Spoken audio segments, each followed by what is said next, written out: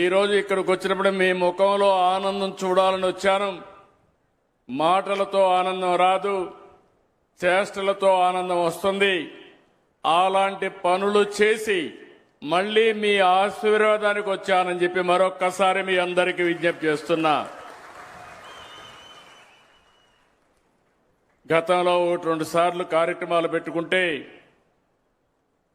వాతావరణం అనుకూలించలేదు, అందువల్ల రాలేకపోయాం.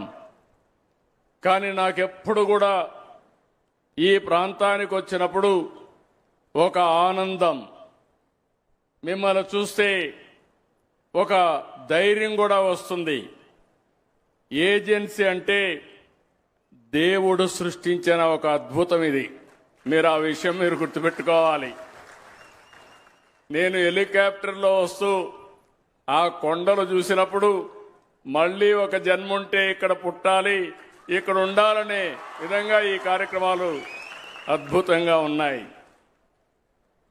ఒక ఆహ్లాదకరమైన, స్వచ్ఛమైన, అందమైన ఆ కొండలే కాదు, ఏజెన్సీ అంటే మంచి మనసుండే ప్రజలు కూడా, మీరందరినీ నేను చూస్తున్న మంచి మనసుండే ప్రజలు.